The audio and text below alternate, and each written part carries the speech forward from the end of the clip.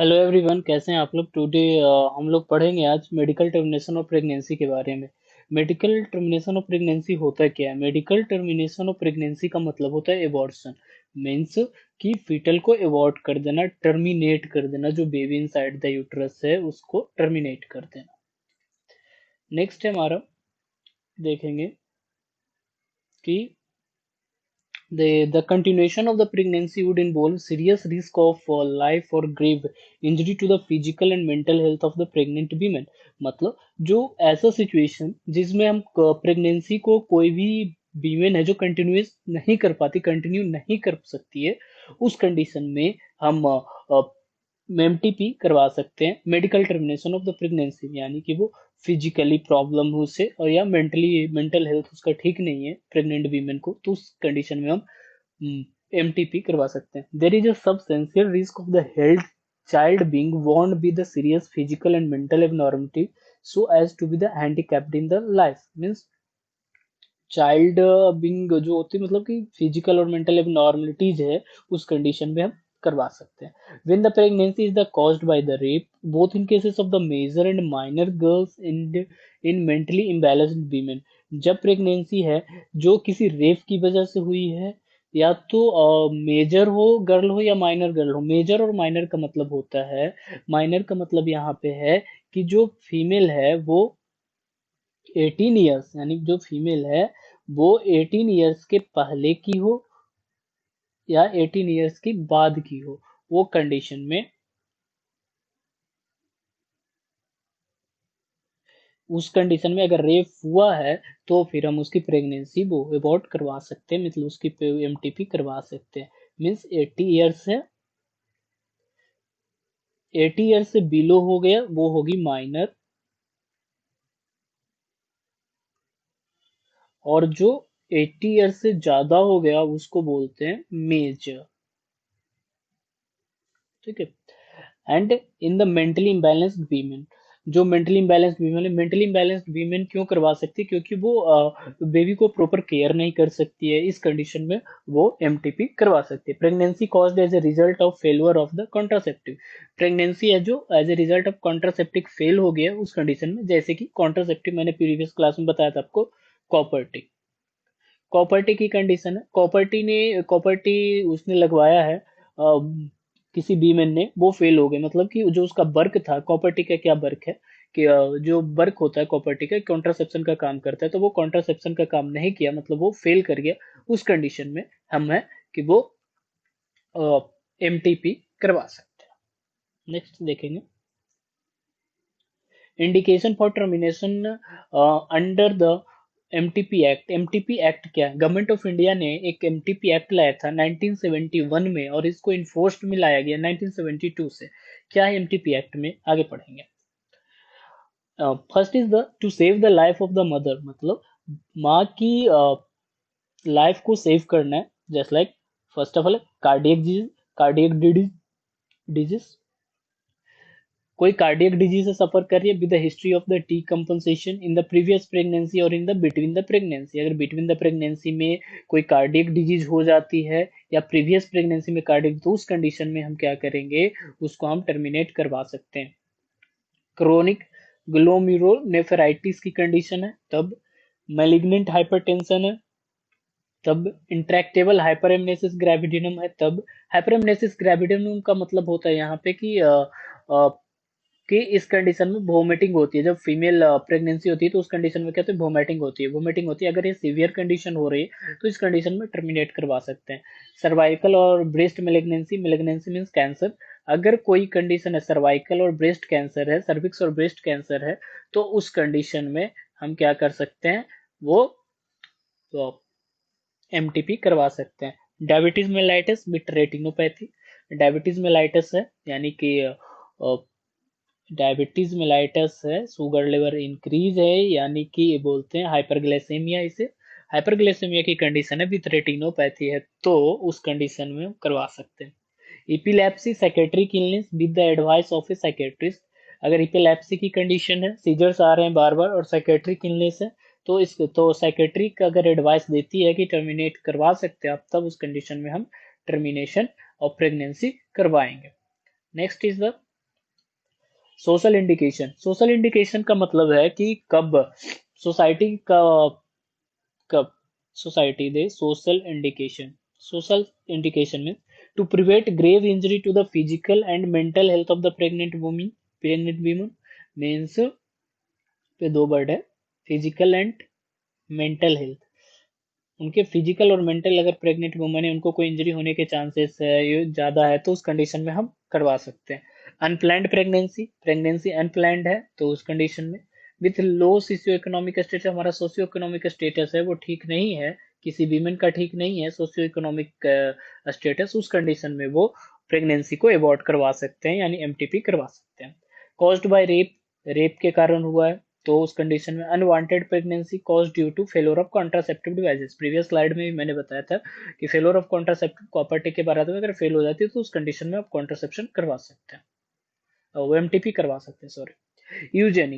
Eugenic means structural anencephaly, chromosomal और genetic और abnormalities of the foetus means structural anencephaly का condition होता है। एनसेफेली की कंडीशन होती है, इसमें क्या होती है, इसको बोलते हैं न्यूरल ट्यूब डिफेक्ट का पार्ट है, न्यूरल ट्यूब डिफेक्ट की कंडीशन होती है इसमें, या क्रोमोजोमल एबनॉर्मलिटी है। डाउन सिंड्रोम की केसेस है, डाउन सिंड्रोम में मेनली क्या होता है कि जो फोरहेड होती है इसकी, बच्चा अगर जन्म लेता है डाउन सिंड्रोम का कोई बच्चा होता है तो फोरहेड इसका होता है फ्लैट होता है, फिंगर्स होती है, पाम पाम जो होता है बहुत थिक होता है, पाम होता है जो थिक होता है और स्मॉल होता है, और इसकी जो इंटेलेक्चुअल एबिलिटी होती है बच्चे की, जो डाउन सिंड्रोम के बच्चे होते हैं इंटेलेक्चुअल एबिलिटी होती है बहुत लो होती है, इंटेलेक्चुअल एबिलिटी होती है वो बहुत लो होती है, इंटेलेक्चुअली ये लो होता है, मैं ठीक है। तो उस कंडीशन में अगर डाउन सिंड्रोम है, एनसीफेली की कंडीशन है, तब वो टर्मिनेट करवा सकते हैं, एमटीपी करवा सकती है। न्यूरल ट्यूब डिफेक्ट है, मेनली पता लग जाता है 28 वीक्स तक, 28 वीक्स तक नहीं, सॉरी 13 वीक्स तक पता लग जाती है, 13 वीक्स तक पता लग जाती है न्यूरल ट्यूब डिफेक्ट, इसमें एमनियोसेंटेसिस के थ्रू। क्रोमोजोमल डाउन सिंड्रोम ये भी पता लग जाती है, अब तो एडवांस हो गई टेक्नोलॉजी इस कंडीशन में। जेनेटिक हीमोफेलिया मीन्स हेमोफेलिया जो जेनेटिकल डिजीज है, हेरिडेटिकल डिजीज बोल सकते हैं इसको, कि जो वन जनरेशन से दूसरे जनरेशन में जाती है, अगर हेमोफेलिया की कंडीशन है तो उस कंडीशन में हम टर्मिनेट करवा सकते हैं, एमटीपी करवा सकते हैं, ठीक है। When the fetus is likely to be deformed due to action of the teratogenic drug in the early pregnancy, when the fetus is likely to deformed means कि fetus है जो deformed हो गई है, किस condition से, कोई भी दवा हम ले रहे थे उसकी teratogenic effect है जो early pregnancy में, उसकी जो ड्रग्स की इफेक्ट है, teratogenic इफेक्ट है जो fetus पे हुआ है early pregnancy में, उस कंडीशन में हम उसकी एमटीपी करवा सकते हैं, ठीक है। Rubella, a viral vaccine affecting in the first trimester, is and the indication for the termination. अगर रूबेला वैक्सीन है, रूबेला इन्फेक्शन है, अगर वो इन्फेक्शन क्रिएट किया है फर्स्ट ट्राइमेस्टर में तो उस कंडीशन में हम इसको टर्मिनेट करवा सकते हैं, प्रेगनेंसी को टर्मिनेट करवा सकते हैं। रिकमेंडेशन क्या क्या होनी चाहिए इसकी, आरएमपी यानी कि आरएमपी का मतलब होता है, इसका मतलब होता है registered medical practitioner,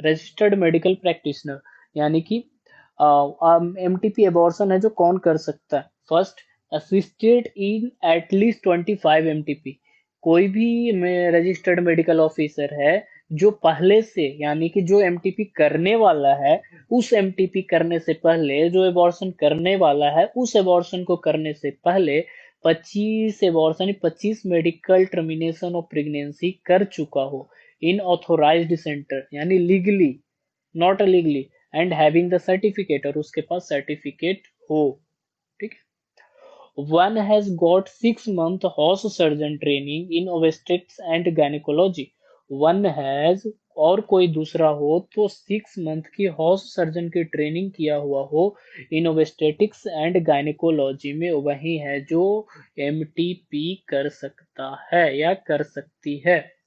one has got diploma और डिग्री इन ओबस्टेटिक्स एंड गायनेकोलॉजी। और तीसरी ये बात है कि कोई है जो डिप्लोमा या डिग्री प्रोग्राम ओबस्टेटिक्स और गायनेकोलॉजी में कर चुकी है, वो एमटीपी कर सकती है या कर सकता है। ठीक, नेक्स्ट देखेंगे। Termination can only be performed in hospital. जो टर्मिनेशन यानी एबॉर्शन जो करवा रहे हैं हम, वो सिर्फ कहाँ पे होना चाहिए? हॉस्पिटल में परफॉर्म होनी चाहिए। इस्टेब्लिश्ड और मेंटेन बाय द गवर्नमेंट और the place approved by the government, यानी कि जो हॉस्पिटल है, जिस हॉस्पिटल में हम करवा रहे हैं या जहाँ पे हम करवा रहे हैं, वो प्लेस है जो गवर्नमेंट द्वारा अप्रूव होनी चाहिए, या तो जो हॉस्पिटल है वो रजिस्टर्ड हॉस्पिटल होनी चाहिए। और pregnancy can only be terminated on the written consent of the women. Husband consent is not required. Means pregnancy जब टर्मिनेट करना होगा तो क्या होगा कि ओनली वो जो रिटेन कंसेंट लेंगे, रिटेन कंसेंट मतलब उनसे लिखित लेंगे कि आप अपनी इच्छा अनुसार है या जो प्रोग्रेशन है उसके अनुसार, आप जो प्रॉब्लम है उसके अनुसार आप अनुमति दे रही हैं कि ये प्रेगनेंसी को टर्मिनेट करने के लिए, एबॉर्शन करने के लिए। हस्बैंड कंसेंट की जरूरत इसमें नहीं पड़ती कि हस्बैंड की जरूरत है, वहां पे सिग्नेचर की जरूरत नहीं पड़ती है। Pregnancy in a minor girl below the age of 18 or lunatic cannot be terminated without written consent of the parents or legal guardian। But यहाँ पे उल्टा हो जाता है। अगर प्रेगनेंसी 18 साल के पहले की है, यानी मैंने अभी बताया कि जो 18 साल से पहले की रहेगी उसको बोलेंगे कि वो माइनर का केस है। अगर माइनर का केस है तो उस कंडीशन में प्रेगनेंसी बिना कंसेंट का टर्मिनेट हम नहीं कर सकते हैं एज ए लीगल। मतलब पेरेंट्स से कंसेंट लेना है, या जो उसके लीगल गार्जियन, अगर किसी के पेरेंट्स नहीं हो बट जो उसके देख रेख कर रहे हैं, तो उनसे कंसेंट लेंगे और फिर एमटीपी कर सकते हैं। ठीक है। Termination is permitted about up to 20 weeks of pregnancy. When the pregnancy exceeds 12 weeks, opinion of the two medical practitioner is the required। मतलब जो प्रेगनेंसी है 20 वीक्स तक टर्मिनेट किया जा सकता है। When the pregnancy exceed to 12 weeks, जब pregnancy 12 सप्ताह से ज्यादा की हो जाती है, तब दो मेडिकल प्रैक्टिशनर होते हैं, रिक्वायर्ड होते हैं, मतलब की जरूरत होती है उनको कि दो मिलकर डिसीजन लेंगे, उनका ओपिनियन क्या होता है वो ओपिनियन देते हैं। The abortion has to be performed confidentially and to be reported to the Director of Health Service of the state and prescribed form। Means जो एबॉर्शन होगी, लीगल एबॉर्शन अगर होती है तो उसका जो लीगल उसको क्या करना है? कॉन्फिडेंशियल रखना है, किसी को बताना नहीं है। एंड रिपोर्ट, इसको क्या करना है? रिपोर्ट करना है। जो डायरेक्टर होते हैं हेल्थ सर्विस उस स्टेट के, उनको रिपोर्ट करना चाहिए। Secondly, first trimester of termination of the pregnancy. These are the medicine, mifepristone or misoprostol. These are the medicines by which method we can abort in the first trimester. In the surgical method of first trimester abortion, vacuum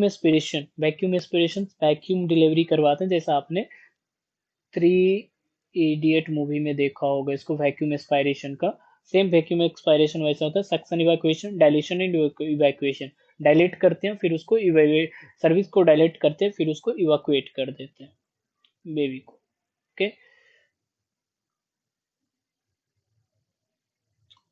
Dilation evacuation, this can be done as an outdoor procedure and diazepam sedation and paracervical block anesthesia। इसमें एक sedation medicine होती है डाइजेपम देते हैं, उसको sedate करते हैं यानी बेहोशी की हालत है, फिर उसको बोलते हैं पैरासर्वाइकल ब्लॉक एनेस्थेसिया देते हैं सर्विक्स में। उसके बाद उसको डायलेट और इवैक्यूएट कर देते हैं। Okay, this is the medical termination of the pregnancy. आज के लिए बस इतना ही। Medical termination of pregnancy 12th में इतना ही पढ़ना, कंप्लीट हो गया आपका। Thank you.